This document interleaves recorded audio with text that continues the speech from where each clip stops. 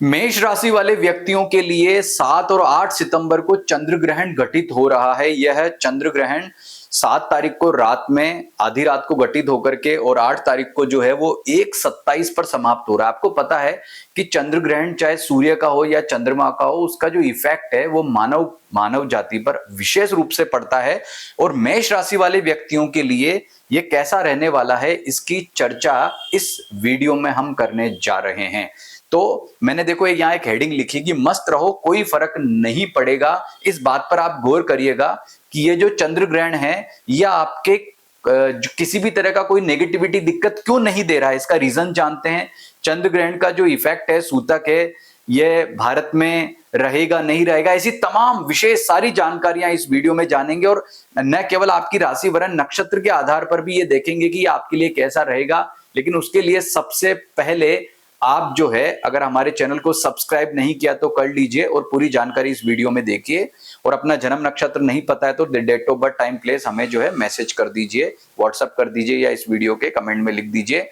आप देखें कि ये जो चंद्र ग्रहण है यह पूरे भारत में भी इस बार दिखाई देने वाला है। अगर ये वीडियो आप अमेरिका का या लैटिन अमेरिका में देख रहे हैं तो यूएस में ये नहीं दिखेगा, लेकिन भारत में, यूरोप में, ऑस्ट्रेलिया में, ये जो एरिया है, एशिया वाला जो एरिया है, यहाँ ये पूरा ग्रहण दिखेगा।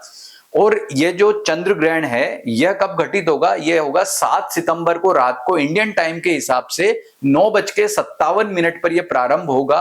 और इसका जो पूर्ण रूप से मोक्ष है, यानी कि जो इसकी समाप्ति है, वो होगी रात को 8 सितंबर को 1:27 AM पर। यानी कि इतना लंबा ये चंद्र ग्रहण चलने वाला है। और जब भी कोई ग्रहण होता है तो उसका एक सूतक काल भी होता है, यानी कि हमें उस दौरान जो है बहुत सारे नियम होते हैं। जैसे उस दौरान हम कहते हैं कि भाई जो रोगी है या जो बच्चे उसके अलावा कोई भोजन ना करे। अब आप बोलेंगे भाई इस दिन तो श्राद्ध पक्ष प्रारंभ हो रहा है, पूर्णिमा का श्राद्ध भी है, तो ऐसी स्थिति में क्या करना है, इसका निवारण क्या करना, उसकी आगे बात करते हैं। लेकिन सबसे पहले आपका राशिफल जान लेते हैं, बाकी चर्चा आराम से करेंगे। तो भाई राशिफल तो मैं अगर संक्षेप में कहूं, मेष राशि वाले व्यक्तियों तो कोई टेंशन नहीं है, मस्त रहो एकदम, क्योंकि आपके 11th हाउस में यह ग्रहण घटित होगा।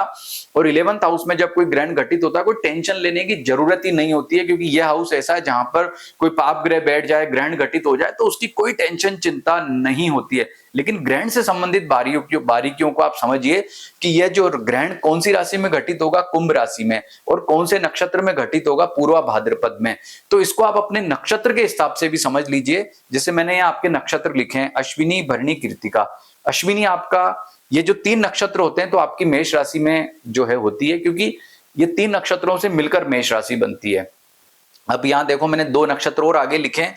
अश्विनी के आगे जो मगा और मूल लिखा है, ये मगा क्या है? अश्विनी वालों का जो है कर्म नक्षत्र, मूल जो है उनका भाग्य नक्षत्र है। पूर्वा फाल्गुनी भरणी का कर्म नक्षत्र, पूर्वाषाढ़ा जो है उनका भाग्य नक्षत्र है, और उत्तरा फाल्गुनी जो है कृत्तिका का कर्म नक्षत्र, और उत्तराषाढ़ा जो है वो भाग्य नक्षत्र है। अब देखने वाली बात क्या है कि ये जो 3 नक्षत्र हैं इनमें जब कोई भी ग्रहण हो, नंबर 1 बात नोट करना, कोई ग्रहण हो, कोई पाप ग्रह जो है वो संचार करे, मतलब गोचर करे, उसमें से गुजरे इन नक्षत्रों में से, या फिर जो है इस दिन कोई पाप ग्रह का राशि परिवर्तन हो रहा हो। 3 बातें नोट कीजिए आप, कि कोई ग्रहण हो, किसी पाप ग्रह का जो है ट्रांजिट हो, या फिर पर्टिकुलर जिस दिन चंद्रमा इन नक्षत्र में बैठा हो इसी दिन कोई पाप ग्रह जो है राशि परिवर्तन करता हो। जैसे फॉर एग्जांपल सूर्य की संक्रांति हर महीने होती है, यानी कि आपके नक्षत्र में से, आपके जन्म नक्षत्र में या आपके जो कर्म या भाग्य नक्षत्र में से जब कोई पाप ग्रह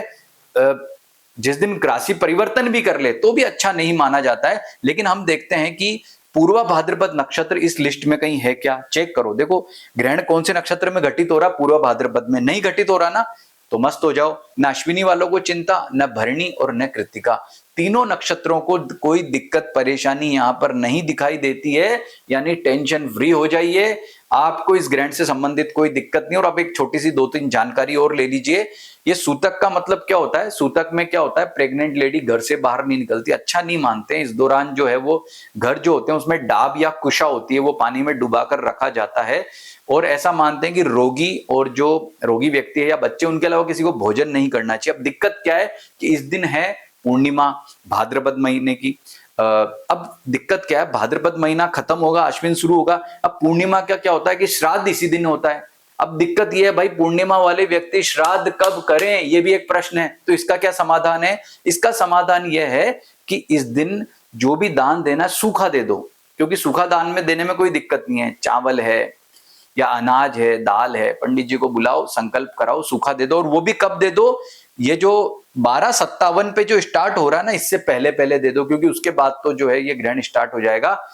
तो ये जो है सूखा दान देकर के संकल्प कर लो। अब ये जो आपको बाकी प्रक्रिया जो करनी है श्राद्ध वाली, क्योंकि भाई श्राद्ध का समय होता ही दोपहर के समय है, तो और दोपहर में ये ग्रहण का सूतक लग जाएगा। ये प्रक्रिया आप जो है अमावस्या पर कर लेना। हालांकि अमावस्या पर भी सूर्य ग्रहण है, लेकिन वो भारत में नहीं है ना, इसलिए टेंशन मुक्त हो जाओ। और ये ग्रहण आपको कोई दिक्कत परेशानी नहीं देगा। अगर कोई चैनल वाला डराता भी है तो डरने की कतई जरूरत नहीं है। लेकिन ग्रहण के जो सामान्य इंपैक्ट होते हैं सबके जीवन में होने, लेकिन राशि वाला इंपैक्ट आपके लिए नहीं होगा। तो हमारे चैनल को ऐसी ही जानकारी के लिए सब्सक्राइब जरूर करके जाना। नमस्कार।